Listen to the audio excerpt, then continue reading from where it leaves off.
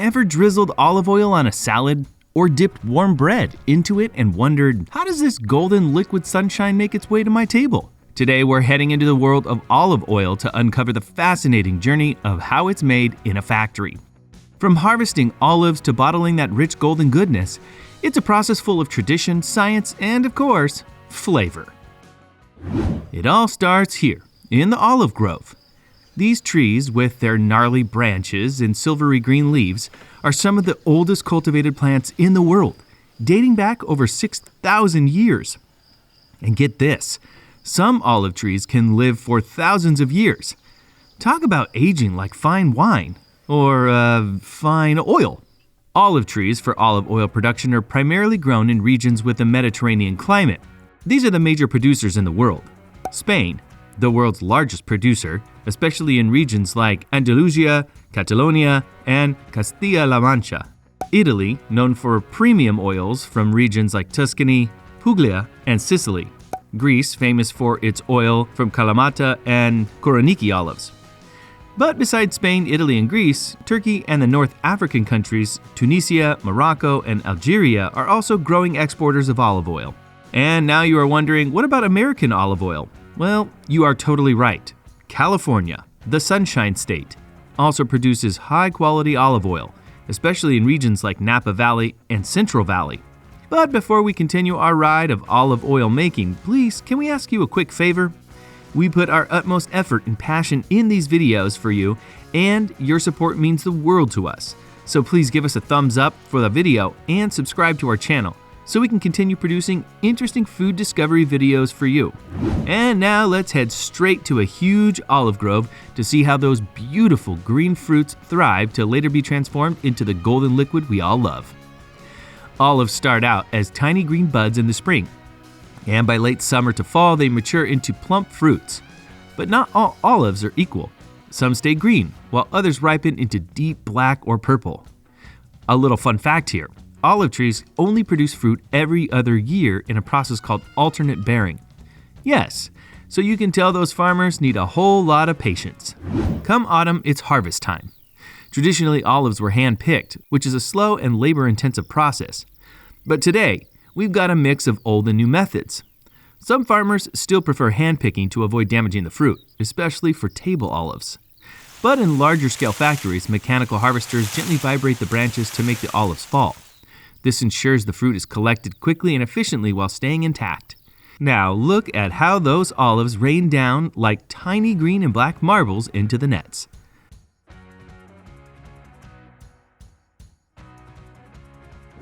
After the harvest, the olives are rushed to the processing facility. Speed matters here. Olives start to oxidize quickly, which can affect their taste and quality. First, they're sorted to remove leaves, stems, and any bad olives. Then the olives go on different paths. Table olives are cured to remove their natural bitterness.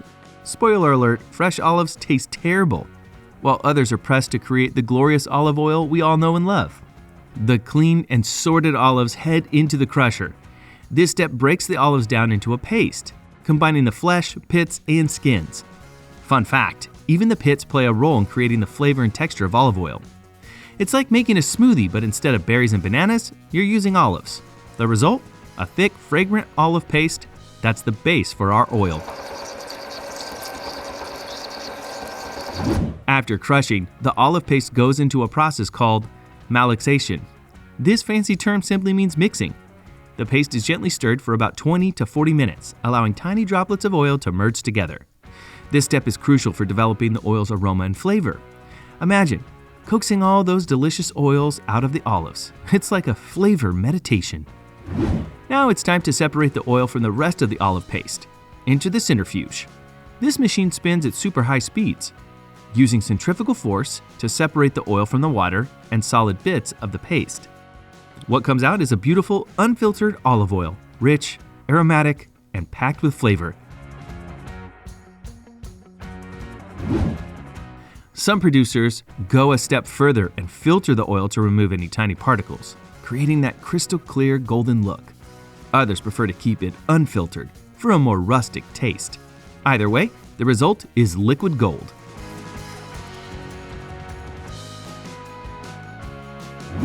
Before the olive oil is bottled, it has to pass some strict quality tests. Experts check its flavor, aroma, and acidity levels to make sure it meets the standards for extra virgin olive oil, and regular olive oil. Extra virgin olive oil, or EVOO, is the creme de la creme. It's made from the first cold press and has no chemical refining, which means it's as pure and natural as it gets. Tasting olive oil is serious business. Experts look for fruity, peppery, and bitter notes, hallmarks of high-quality oil. After passing quality control, the olive oil is ready to be bottled. Factories use high-tech machines to fill bottles with precision, ensuring each one contains just the right amount. The bottles are then sealed to keep the oil fresh and protect it from light and air, which can degrade its quality over time. That's why you'll often see olive oil in dark glass bottles. Once bottled and labeled, the olive oil is packed into boxes and shipped to stores worldwide. From the factory floor to your kitchen counter, this golden elixir has quite the journey. And the best part? Olive oil doesn't just taste amazing, it's packed with health benefits, from antioxidants to heart-healthy fats. So every drizzle is as good for you as it is delicious. Now for my favorite part, tasting the olive oil. A good olive oil has layers of flavor, fruity at first, with a slight bitterness and peppery kick at the end. Let's give it a try. Wow, that's incredible. You can taste the freshness and richness that comes from all the care and effort put into making it. Before we wrap up, here are a few fun olive oil facts. Did you know it takes about 11 pounds of olives to make just 1 liter of olive oil? Or that olive oil has been called liquid gold since ancient times? And here's the tip. Store your olive oil in a cool, dark place to keep it fresh longer. So there you have it, the incredible process of how olive oil is made, from olives in the grove to golden liquid in a bottle. It's a blend of tradition, innovation, and passion that results in one of the most beloved ingredients. So the next time you drizzle olive oil on your salad or pop an olive into your mouth, remember the journey it took to get there.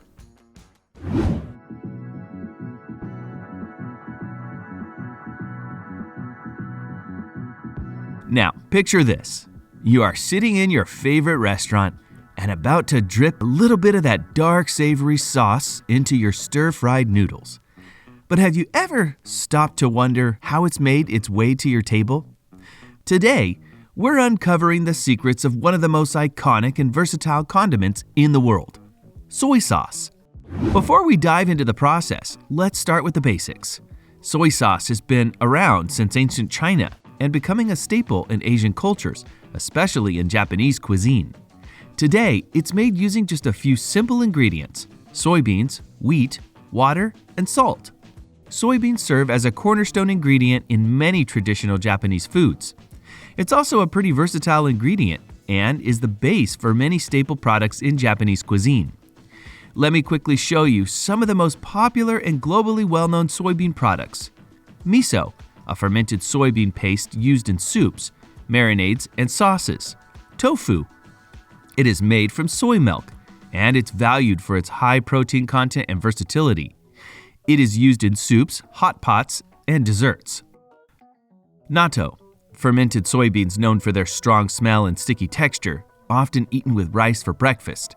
It's believed to have numerous health benefits. And finally, probably the most popular product made from soybeans, the soy sauce. Our journey begins here, on a soybean farm. Soybeans, rich in protein and umami, are carefully cultivated and harvested. Farmers ensure the beans are healthy and mature, usually around late summer. Farmers use combines to collect the beans, separating them from the pods in one swift motion. It's like a giant vacuum cleaner for soybeans. The harvested beans are then cleaned and sent off for their big transformation.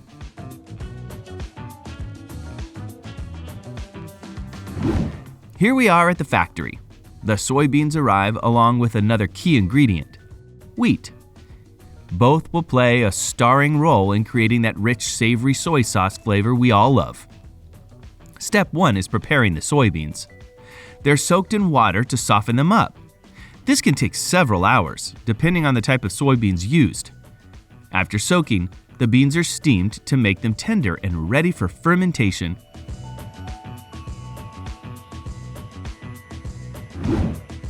Meanwhile, wheat, our second star ingredient, is roasted to bring out its nutty aroma.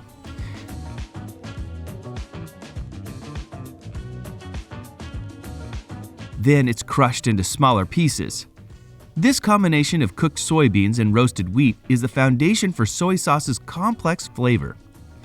It might not look like soy sauce yet, but trust me, this is where all the magic starts. Before we continue, I would like to ask you for a quick favor. We are putting our hearts into the videos for you, and your support means the world to us. So please subscribe to our channel, like and share with your favorite people, and let's continue our journey together through more fascinating food discoveries. Now, here's where things get really interesting. The cooked soybeans and roasted wheat are mixed together, and a special mold called Aspergillus oryzae is sprinkled over the mixture. This mold is key to kickstarting the fermentation process. The mixture is then spread out in shallow trays and left in a warm, humid room for a few days. During this time, the mold grows and breaks down the soybeans and wheat, creating what's called koji. Koji is like the heart and soul of soy sauce. Think of koji as a flavor factory in itself. It's breaking down proteins into savory amino acids and starches into sugars, laying the groundwork for soy sauce's signature umami taste. Once the koji is ready, it's time for the next step, fermentation. The koji is mixed with a salty brine, just water and salt, to create what's known as moromi. This thick, soupy mixture is transferred into massive fermentation tanks. And here's the part that requires patience. The moromi ferments for several months, sometimes up to a year or more. During this time, natural bacteria and yeast work together to develop the deep, rich flavors that make soy sauce so special. Imagine a slow cooking process on a microscopic level. The proteins in the soybeans break down into amino acids like glutamate. Hello, umami. The wheat adds sweetness and complexity, and the salt keeps everything preserved and balanced. Throughout the fermentation process, the moromi is stirred regularly to ensure everything is evenly mixed and the flavors develop uniformly. Factories often use automated machines to handle this part, but the concept remains the same as it's been for centuries. By now, the moromi has transformed into a rich, aromatic blend. But wait, we're not done yet. Once the fermentation is complete, it's time to extract the liquid gold. The moromi is placed into special cloth bags and then pressed to separate the liquid soy sauce from the solid remains. Modern factories use hydraulic presses for this step, applying tons of pressure to extract every drop of soy sauce. The liquid that comes out is unpasteurized soy sauce, packed with flavor, but not quite ready yet. And what happens to the leftover solids, you ask? They're often used as animal feed or fertilizer. Next, the raw soy sauce is pasteurized to ensure it's safe to consume and has a consistent flavor. During this step, the liquid is gently heated, which also helps to enhance its aroma and color. It's like giving the soy sauce a final polish, making sure it's as delicious and shelf-stable as possible. Before the soy sauce heads to the bottling line, it goes through rigorous quality control. There's even a taste test. Yep, someone's job is to sip soy sauce for quality assurance. Where can I sign up for that gig? Once it passes all the tests, the soy sauce is bottled, sealed, and labeled. Factories can produce thousands of bottles per hour, ensuring that this liquid umami reaches tables around the world. And just like that, the soy sauce is ready for its journey to your kitchen. And now for the best part, tasting it. Soy sauce isn't just a condiment. It's an essential ingredient that enhances so many dishes. It's amazing to think about all the care and time that goes into making this little bottle of flavor. So there you have it, the incredible process of how soy sauce is made. From soybeans and wheat to the rich, savory condiment we all love. Next time you drizzle soy sauce on your favorite dish, you'll know just how much work went into creating it.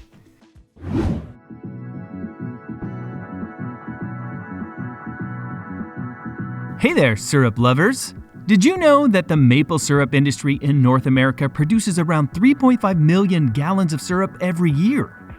That's a lot of maple goodness. But here's the thing. Making that syrup is no easy feat. It takes a precise combination of nature, tradition, and technology to create that golden, sweet liquid we all know and love. So, how exactly is maple syrup made? Well, let's take a deep dive into the process. But before we jump in, don't forget to hit that like button and subscribe for more sweet content. Let's begin where all the magic starts. The sap is mostly water, with just a little bit of sugar in it, about 2 to 3%.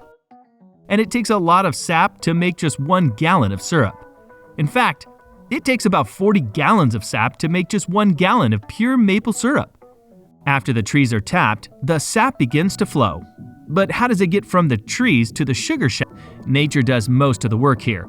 The freezing nights and warming days cause pressure changes inside the tree that make the sap rise up through the trunk and flow out of the tap.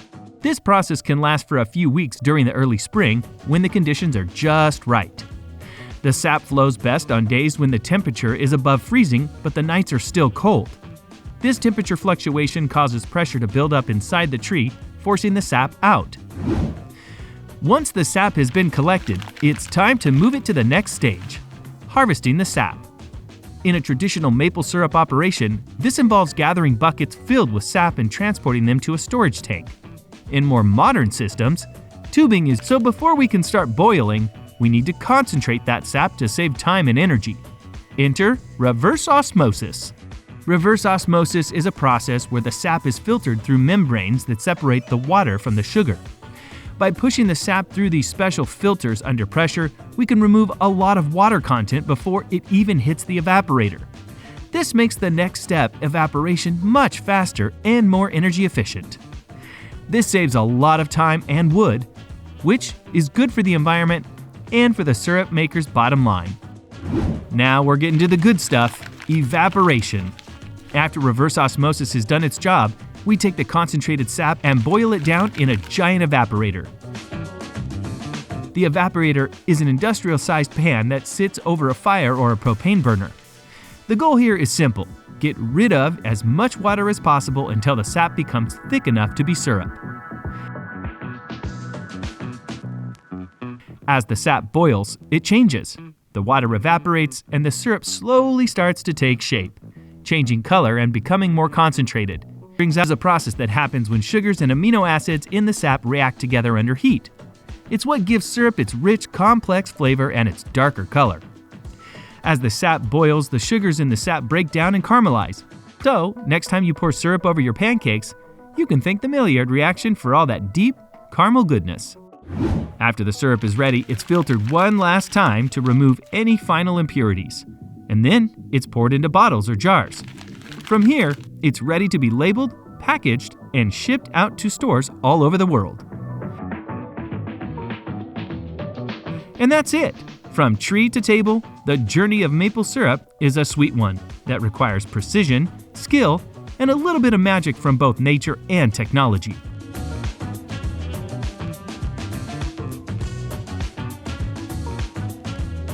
Now, every time you pour syrup on your waffles or pancakes, you'll know exactly how it made its way to your plate.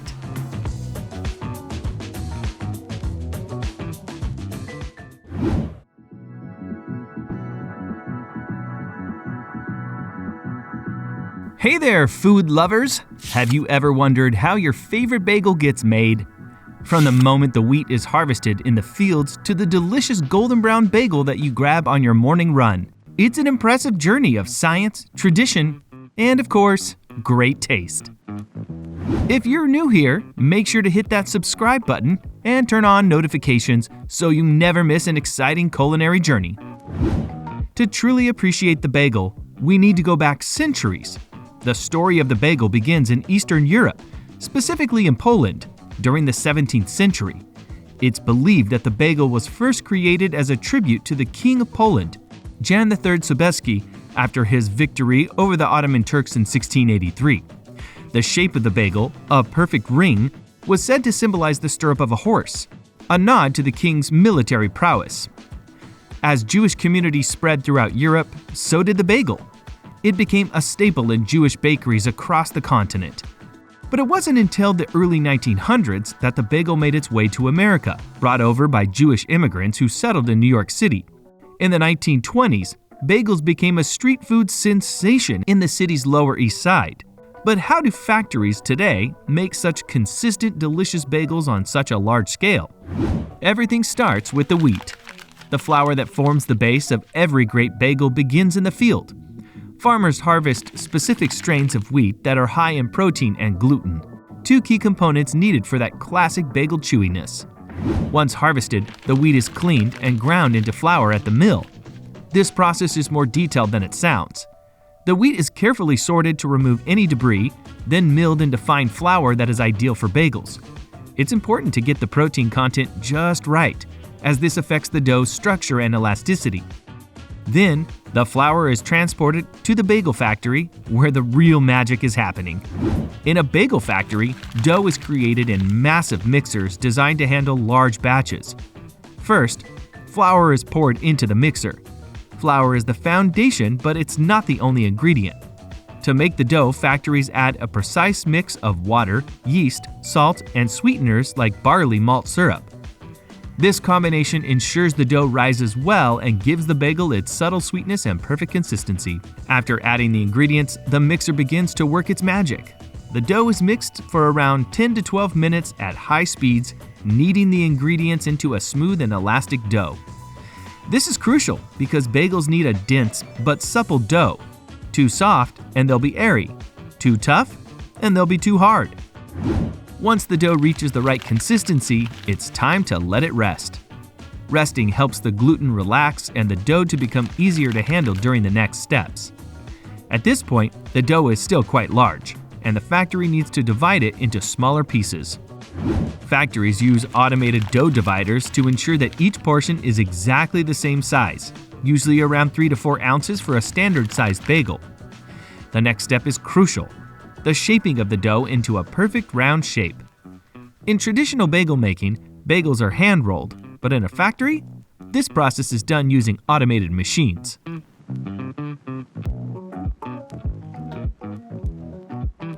Now, here's a step that sets bagels apart from most other bread products: the boiling process. After the dough is shaped, it's time to give it the signature dense, chewy texture that makes bagels so unique. Bagels are boiled briefly in water before baking. In most factories, the water is heated to just under boiling temperature, typically around 205 to 210 degrees Fahrenheit, 96 to 99 degrees Celsius. Sometimes, a small amount of baking soda is added to the water to help the bagels develop that golden brown, glossy crust when baked. The boiling process causes the bagels to puff up, creating the chewy exterior and slightly soft interior that we all know and love. Once they're done boiling, the bagels are carefully lifted out of the water and drained before they head to the next stage. Next up, baking. The boiled bagels are now ready to go into the oven. But not just any oven, a special type of oven known as a conveyor belt oven. This system allows for continuous production, with bagels traveling through the oven on a belt for a consistent, evenly baked result. Bagels are baked at high temperatures, usually between 450 and 475 degrees Fahrenheit, 232 to 246 degrees Celsius, for about 10 to 12 minutes. As they bake, they undergo a magical transformation. The outside becomes crispy and golden, while the inside remains soft and chewy. The conveyor belt moves at just the right pace to ensure every bagel gets the perfect amount of heat. And, unlike regular bread, bagels retain their moisture and thickness due to that critical boiling step. When they come out of the oven, these bagels are perfectly baked with that signature glossy golden brown crust. Some bagels are left plain, but many bagels are topped with delicious additions, whether it's sesame seeds, poppy seeds, everything seasoning, or other flavorings. At this point, bagels are either manually or automatically topped with seeds, onions, or other flavorings. This step is crucial because it's not just about taste, it's about creating the visual appeal that makes each bagel so recognizable. Some bagels also receive a light glaze of sugar syrup to add a subtle shine and sweetness to the crust. Once the bagels are fully baked, topped, and glazed, it's time to prepare them for packaging. Bagels are carefully arranged in packaging trays or bags. Depending on the factory, bagels may be packaged by hand or with automated machines. Some factories also offer pre-sliced bagels for customer convenience. After packaging, the bagels are sealed tightly to preserve their freshness. Some factories even use nitrogen to flush out the oxygen in the packaging, which helps extend shelf life without the need for preservatives. Once packaged, the bagels are ready for distribution. They are loaded onto pallets, shipped out, and sent to stores and bakeries, ready to be enjoyed by bagel lovers everywhere. And there you have it. From the fields where the best wheat is harvested, to the dough mixing, and finally the packaging, this is how bagels are made in a factory.